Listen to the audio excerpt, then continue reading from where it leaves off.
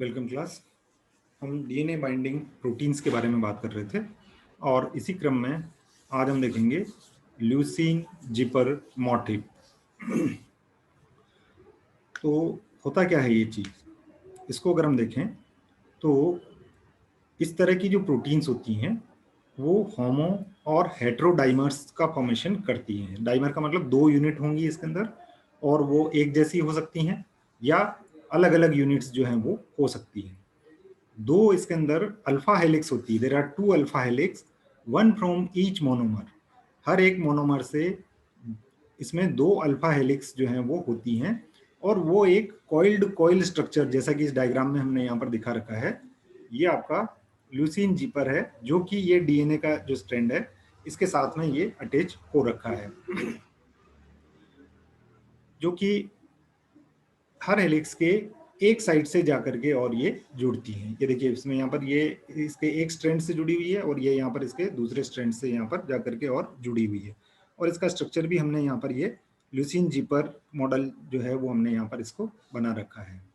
ठीक है, तो जो डाइमराइजेशन होता है, beyond the dimerization interface the alpha helix diverge allowing them to fit into the major groups, कि ये थोड़ी सी खुली हुई होती हैं, आगे से डाइवर्ज होती हैं, जिससे कि वो मेजर ग्रुव में, डीएनए के मेजर ग्रुव में डबल हेलिकल जो स्ट्रक्चर है वहां पर ये आसानी से फिट हो सके। जो डाइमराइजेशन पार्टनर है इनका, वो डीएनए के साथ में जुड़ने की उसकी जो क्षमता है, एफिनिटी जो है, और जो स्पेसिफिसिटी है कि वो एक पर्टिकुलर जगह पर जाकर के और जुड़ेगा, उसको डिटरमाइन जो है वो करता है डाइमराइजेशन के जो पार्टनर हैं। इसकी जो स्टेबिलिटी है वो किस तरह से होती है, जो बाइंड जो ये हो रहा है ये स्टेबल किस तरह से होगा, कि यहाँ पर जो हाइड्रोफोबिक रेजिड्यू हैं वो हाइड्रोफोबिक रेजिड्यू इसको डिसाइड करते हैं कि वो बाइंडिंग जो है वो किस तरह की होती है। जैसा कि ये आपका फाइब्रिनोजन में होता है, आपने फिजियोलॉजी में पढ़ा है सेकेंड सेमेस्टर में। फाइब्रिनोजन जो है आपका ब्लड कोगुलेशन के अंदर ये काम में आता है। और डीएनए बाइंडिंग जो प्रोटीन्स हैं जैसे कि GCN4 और API, इनमें ये होता है। और जो स्ट्रक्चरल प्रोटीन है जैसे कि आपका स्पेक्ट्रीन है या जो मसल प्रोटीन है मायोसिन, वहां पर हम इसको देख सकते हैं। ये ल्यूसीन जीपर मॉडल है। तो काम क्या करता है ये एक सेंट्रल रोल प्ले करता है physiological action of beta BZIP family of transcription factors, जिनमें की होमोडाइमराइजेशन होता है और एक पर्टिकुलर जिप मेंबर, और हेट्रोडाइमराइजेशन हो सकता है between distinct member of BZIP family, D zip family इसको हम कहते हैं। जो ल्यूसीन जीपर की एबिलिटी है वो ऑफ टू डिस्टिंक्ट मेंबर्स, इसके जो दो मेंबर हैं इसके अंदर, हमने कहा था कि होमोडाइमर हो सकता है, हेट्रोडाइमर हो सकता है, जिनके साथ आने की जो एबिलिटी है, जो डाइमेरिक कॉइल्स जो बन रही है इसके अंदर, ये इसकी स्पेसिफिसिटी और डाइवर्सिटी का बेसिस होती है for recognition of a wide spectrum of promoter elements with high selectivity, कि ये स्पेसिफिक होता है और स्पेसिफिक जो है होने की वजह से ये एक पर्टिकुलर जगह पर जाकर के और वहां पर ये जुड़ता है। जैसे ह्यूमन बीइंग का एग्जांपल लें यहाँ पर, तो ह्यूमन बी जीप फैमिली जो है उसमें लगभग 15 डिफरेंट टाइप्स हैं। इसको कह रहे हैं यहाँ पर कि there are more than 50 distinct members. ये there are potentially over 2000 distinct B zip dimers primed for the recognition of as many unique promoter elements with high fidelity। ये जो है वहां पर over 2000 distinct B zip dimers हैं जो कि primed होते हैं किसके लिए, कि जो प्रोमोटर एलिमेंट है उसको रिकॉग्निशन करने के लिए। जो ल्यूसीन जीपर है इसकी स्पेसिफिसिटी और डाइवर्सिटी जो ट्रांसक्रिप्शन फैक्टर्स हैं उनके साथ जुड़ने के लिए, इसमें जो हम देखेंगे यहाँ पर कि जो सी टर्मिनल फंक्शन है इसका ल्यूसीन जीपर का डाइमराइजेशन के टाइम पर, और एनर्जेटिक्स जो है वो स्टडी जो है वो की गई है।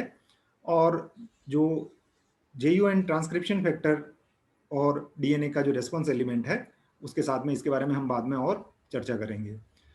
जो 5 हेप्टेड्स हैं जिनसे कि ल्यूसीन में जीपर, जो ल्यूसीन जीपर है उसके अंदर जो 5 हेप्टेट्स हैं ये क्रिटिकल होते हैं जिनके डाइमराइजेशन के लिए।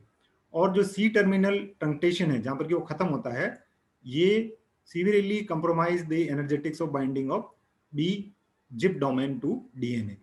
इसका मतलब क्या हुआ यहाँ पर कि जो सी टर्मिनल ट्रंक्टेशन है जहां पर कि सी टर्मिनल की एंडिंग्स हैं उसमें वो एनर्जी की जरूरत जो है वो ज्यादा पड़ती है। और ये जो स्टडी की गई थी इसमें इन्होंने ये कहा था कि डीएनए का एक की रोल होता है जो डाइमराइजेशन हो रहा है उसके अंदर और स्पेसिफिसिटी जो है उसके अंदर। लो toxicity could benefit from the consideration of underlying thermodynamic forces taken together, significance of leucine jeeper। इसके बारे में मैं थोड़ा सा और डिटेल में आपको सिंपल एक स्लाइड और बनाई है मैंने, वहां पर हम इसके बारे में डिटेल से बात करेंगे। तो इसके जो ल्यूसीन जीपर के जो बेसिक रीजन्स हैं जो मैंने ऊपर डायग्राम में भी दिखा रखा है यहाँ पर ये वाला, इसमें अगर आप देखेंगे तो इसको थोड़ा सा हम एक्सप्लेन करते हैं जिससे कि आपको ये चीज़ें और अच्छी तरह से ये जो है मैंने विकी लेक्चर है एक साइट वहाँ से लिया हुआ है विकी जीपर से, है ना, उस पर जो जीपर वाला जो था उसके अंदर।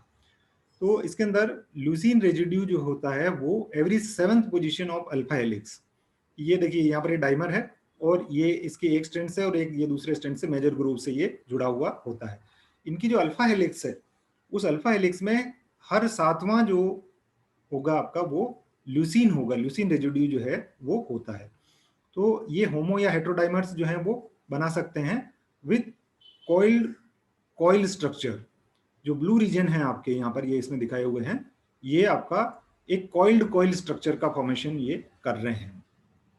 The basic region with arginine and lysine residue binds to the major groove of DNA। दूसरी चीज जो ध्यान रखने वाली है वो क्या है कि जो आर्जिनिन है आपका और लाइसिन जो है वो मेजर ग्रूव में डीएनए से जाकर के और जुड़ते हैं। यानी जहां पर ये जुड़ रहा है वहां पर आपका क्या चीज होगी, एक आर्जिनिन होगा और दूसरा लाइसिन जो रेजिड्यू वहां पर होता है। जो बेसिक अमीनो एसिड्स हैं ये किस तरह से जुड़ेंगे उससे, जो फॉस्फेट बैकबोन है डीएनए की उससे इलेक्ट्रोस्टैटिक इंटरेक्शन के थ्रू ये उससे जुड़ते हैं। और जो डीएनए बेसेज होते हैं उनसे ये हाइड्रोजन बॉन्डिंग से जुड़ते हैं। दो चीजें हैं देखिए यहाँ पर, जो फॉस्फेट बैकबोन है डीएनए की उससे ये वीक इलेक्ट्रोस्टैटिक इंटरेक्शन से जुड़े हुए रहते हैं और जो डीएनए के जो नाइट्रोजनस बेसेज हैं उनसे ये हाइड्रोजन बॉन्डिंग जो है वो कर लेंगे। कौन करेगा, हमने ये कहा है आपको यहाँ पर कि आपका जो अमीनो एसिड होगा वहां पर वो कौन सा होगा, आर्जिनिन और ल्यूसीन। देखिए मैंने आपको यहाँ पर बताया है इसको, the basic region with arginine and lysine. Arginine और लाइसिन जो है वो जो डीएनए की जो नाइट्रोजनस बेसेज हैं उनके साथ में ये बना लेते हैं। फॉर एग्जांपल एफओएस एंड जेयूएन जो मैंने आपको एग्जांपल दिया था। और एक दूसरा जो कि हम पहले सेल सिग्नलिंग में पढ़ चुके हैं, क्रेब प्रोटीन सीआरईबी, इसको हम कहते हैं cyclic AMP response element binding protein, जो कि सेल सिग्नलिंग में एक इंपॉर्टेंट रोल प्ले करता है न्यूक्लियस में। उसको जो मैसेंजर के बाद में जो सेकेंडरी मैसेंजर ने जो इंफॉर्मेशन दी है वो इन प्रोटीन के साथ में अटैच होकर के और जाता है। और वहां पर मैंने आपको ये बताया था कि ये डीएनए से जाकर के और जुड़ता है और उसके कारण से बाद में उसका जो डिजायर्ड जो फॉर्मेशन है मैसेंजर आरएनए का जो बनना है वो उसकी वजह से होता है। ओके, तो ल्यूसीन जीपर को अगर हम थोड़ा और डिटेल में बात करें, ये एक पीरियोडिक रिपीटिशन है of leucine residue at every 7th position, जो मैंने आपको बताया अभी यहाँ पर। एंड और ये एक अल्फा हेलिकल कन्फर्मेशन का फॉर्मेशन जो है वो करता है। और ये क्या करता है, डाइमराइजेशन करता है और कुछ केसेज में ये प्रोटीन का ओलिगोमराइजेशन भी कर देता है। यानी कि वहां पर 2 से ज्यादा चेंज जो है वो भी कभी कभी हो सकती हैं। जो यूकैरियोटिक जीन रेगुलेटरी प्रोटीन्स हैं उनमें जिप मोटिव जो है is flanked at its end terminus by a basic region containing characteristic residue that facilitate DNA binding. जैसे मैंने आपको कहा था कि आर्जिनिन और लाइसिन जो है वो वहां पर होते हैं और ये आपका एंड टर्मिनस पर जाकर के और जुड़ते हैं। सी टर्मिनस और एंड टर्मिनस जो होते हैं वहां ये एंड टर्मिनस पर जाकर के और जुड़ते हैं। इसको और डिटेल में स्ट्रक्चर की अगर हम बात करें तो जो स्ट्रक्चर जो है ल्यूसीन जिपर का, और सिंपली इसको ZIP से हम डिनोट जो है वो करते हैं, या जिप आगे से हम इसको जिप से बताएंगे। ये eukaryotic genes regulatory protein work में लैंडशुल्ज ने 1988 में इसका जो है वो एक्सप्लेनेशन जो है वो दिया था, और जिप का जो स्ट्रक्चर है वो इन्होंने प्रपोज किया था।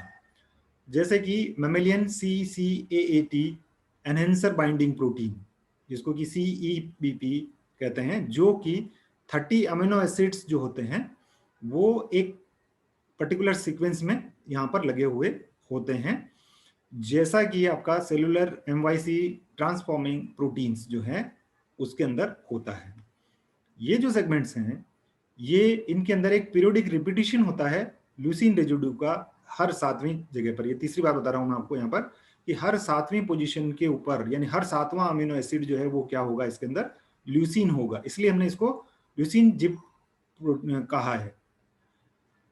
जो पीरियोडिक एरे है of at least 4 leucine has also been noted in the sequence of the FOS and Jun transforming protein, जो मैंने आपको 2 एग्जांपल वहां पर दिए थे। जो जीन रेगुलेटरी प्रोटीन्स हैं जो कि प्रोटो ऑन्कोजेंस जो होते हैं, जैसे CFOS और CJUN, ये सेल ग्रोथ कंट्रोल में रोल प्ले करते हैं। और इसके साथ ही यीस्ट में जीन रेगुलेटरी जो प्रोटीन होती है GCN4, जो कि आपको एनहेंसर ऑन्कोजेंस और ट्रांसक्रिप्शन फैक्टर्स में इसके बारे में हम बात करते हैं, वहां पर डिटेल में ये आता है। जो रेगुलेटरी प्रोटीन है उसके अंदर एक सेगमेंट होता है 20 अमीनो एसिड का, जो कि जिसमें कि बेसिक रेजिड्यू जो है वो रिच होते हैं, जो कि एंड टर्मिनल फ्लैंक जो होता है जिप मोटिफ का, वहां पर ये पाए जाते हैं। ये जो बेसिक रीजन है ये माना जाता है कि ये क्या काम करता है कि ये डीएनए के साथ में बाइंडिंग करवाता है जो नेगेटिवली चार्ज्ड फॉस्फेट है, जो मैंने आपको कहा था कि फॉस्फेट बैकबोन के साथ में ये वीक इंटरेक्शन जो है वो होता है चार्ज में डिफरेंस की वजह से। जो सेगमेंट है जहां पर की बेसिक रीजन है और जो पीरियोडिक एरेज हैं ल्यूसीन के, इनको हम बेसिक रीजन ल्यूसीन जिपर कहते हैं, या बी जिप मोटिफ इसको कहा जाता है। बी जिप मोटिफ का मतलब क्या हुआ, बेसिक रीजन ल्यूसीन जिपर, या शॉर्ट में हम इसको BZIP मोटिफ जो है वो कहते हैं। ओके, जो पॉलीपेप्टाइड सेगमेंट है जिसमें कि ये पीरियोडिक अरेज आ रहे हैं ल्यूसीन के, जो कि हर 7th पोजीशन पर होगा, ये माना जाता है कि ये अल्फा हेलिकल जो कॉन्फर्मेशन है उसको बनाए रखता है, और जो ल्यूसीन की जो साइड चेन एक्सटेंड होती है एक हेलिक्स से, वो अंगुलियों के नुमा इंटरडिजिटेट जो है वो हो जाती है, जो कि उसकी सेम हेलिक्स के अंदर हो रहा है जो दूसरा जो पॉलीपेप्टाइड चेन है उसमें। और इसके अंदर जो ल्यूसीन के जो साइड चेन्स हैं वो अंगुलियों के समान प्रवर्त बना करके एक दूसरे से जुड़ जाते हैं, जो कि डाइमराइजेशन को बढ़ाते हैं। जो डाइमेरिक फॉर्म है इसकी, वहां पर देयर आर 2 बेसिक रीजन्स जो कि एक दूसरे से जुड़े रहते हैं कॉइल्ड फॉर्म में। जो कॉइल्ड कॉइल होती है, जो स्ट्रक्चर में बताया था मैंने आपको ब्लू कलर में, जिप सेगमेंट में, जो कि डीएनए से जुड़ने के लिए एक दूसरे से इंटरेक्ट वहां पर ये करती है। ये एक हाइपोथेटिकल स्ट्रक्चर है और इसको प्रूव किया गया था by in vitro biochemical studies, और कई सारी जो क्रिस्टल स्ट्रक्चर डिटर्मिनेशन है जिसमें कि प्रोटीन और डीएनए कॉम्प्लेक्स दोनों होते हैं, ये एलेनबर्गर ने 1992 में, और ग्लोवर और हैरिसन ने 1995 में, और फूजी ने ईयर 2000 में इसको जो इसके क्रिस्टल स्ट्रक्चर हैं उनसे और जो इन विट्रो बायोकेमिकल स्टडीज हैं उनसे इसके स्ट्रक्चर को प्रूव किया था कि ये स्ट्रक्चर जो है वो जिप का जो स्ट्रक्चर है वो इसी प्रकार का होता है। जो जिप मोटिफ है और इसके साथ दूसरे जो रिलेटेड जिप मोटिव्स हैं, ये प्रोटीन्स के अंदर सामान्यतः पाए जाते हैं, frequently found in proteins other than transcription factor. जो ट्रांसक्रिप्शन फैक्टर हैं उनके अलावा दूसरी जो प्रोटीन्स हैं उनके अंदर ये पाए जाते हैं, और ये माना जाता है thought to be one of the general protein modules for protein protein interaction. और ये माना जाता है कि ये 2 अलग अलग प्रकार की प्रोटीन के बीच में होने वाले इंटरेक्शन का ये एक जनरल मॉड्यूल है। इसका जो स्ट्रक्चर और फंक्शन है मोटिव्स का, ये हमें ये बताता है, हमारे को ये जानने में मदद करता है कि जो बायोलॉजिकल प्रोसेस में मॉलिक्यूलर रिकॉग्निशन जो है वो किस प्रकार से होता है, कि किस प्रकार से मॉलिक्यूल जो है वो एक दूसरे को आइडेंटिफाई करते हैं। ओके, तो इसकी डीएनए के साथ में जो जुड़ता है, DNA binding specificity of B zip transcription factors of the B-GIP superfamily can bind specifically to the short palindromic और pseudo-palindromic target DNA sequences, कि ये palindromic या pseudo-palindromic target sequence जो है DNA की, वहां पर स्पेसिफिकली जाकर के और जुड़ता है। इसमें जो मेंबर्स हैं अडेप्टर प्रोटीन कॉम्प्लेक्स 1 जिसको हम AP1 कह रहे हैं, और जो cyclic AMP responsive binding protein जो है जिसको सीआरई भी हमने कहा है, जो कि एक ट्रांसक्रिप्शन फैक्टर है, उस सब फैमिली में जो TGA CTCA सीक्वेंस है वहां पर, और दूसरा जो सीआरईबी साइट जिसको हम कह रहे हैं जहां पर कि TGA CGTCA सीक्वेंस जो है वो होती है, जो पैलिंड्रोमिक बेसेज जो हैं वो इसके अंदर पाए जाते हैं। ये जो बाइंडिंग साइट्स हैं ये टिपिकल सीक्वेंस हैं, ये सर्वमान्य टिपिकल सीक्वेंस हैं जो कि रिकॉग्नाइज की गई है by the member of B zip family. X-ray structure जो बी जिप प्रोटीन है उनका और जो डीएनए कॉम्प्लेक्स बना है उनका, ये बताता है कि DNA bases of both the AP1 and scribe, जिसकी मैंने ऊपर आपको सीक्वेंस बताई है कि ये आपका TGA CTCA जिसको AP1 साइट कर रहे हैं हम यहाँ पर, और दूसरा TGA CGTCA, यहाँ CG का डिफरेंस आया है केवल, जो कि क्रेब के लिए होता है। ठीक है, cyclic AMP responsive binding protein CREB जो है वो हो जाता है। तो हम बात कर रहे थे यहाँ पर कि जो एक्सरे स्ट्रक्चर है बीजी प्रोटीन और डीएनए कॉम्प्लेक्स का, ये बताता है कि दोनों ही जो साइट्स हैं ये recognised by direct interaction with only 5 conserved amino acid residue. ये केवल जो 5 अमीनो एसिड्स होते हैं उनसे ये रिकॉग्निशन इनका होता है। जो सिग्नेचर सीक्वेंस है बीटा जिप फैमिली की, जो बेसिक रीजन है उसके अंदर क्या होगा आपका ASN, देन आपका बीच में कोई भी अमीनो एसिड आ सकता है यहाँ पर, देन एलेनिन, फिर आपका 2 अमीनो एसिड दूसरे आ जाएंगे और सिस्टीन और आर्जिनिन। यहाँ पर X जो है वो वेरिएबल है कि यहाँ पर कोई भी अमीनो एसिड जो है वो आ सकता है, लेकिन बीच में जो सीक्वेंस है इनकी ये आपका 1 देन 2 देन 2, फिर आपका दूसरा आ जाएगा और फिर 2। ये जो 5 की जो सीक्वेंस है आपकी, 5 कंजर्व्ड अमीनो एसिड्स जो हैं, अमीनो एसिड रेजिड्यू इसके अंदर होने चाहिए। इससे ये, इसको हम कहते हैं कि ये एक सिग्नेचर सीक्वेंस है जिससे कि उसको आइडेंटिफाई जो है वो किया जाता है। दूसरे जो सब फैमिली मेंबर्स हैं उनके अंदर आपको अलग अलग तरह के डीएनए सीक्वेंस के लिए आपको स्पेसिफिसिटी जो है, प्रेफरेंस जो है वो मिलती है। जैसे हम बात करें PEP1 सब फैमिली मेंबर, ये प्रेफर करते हैं TTA CGTA और TTA GTA।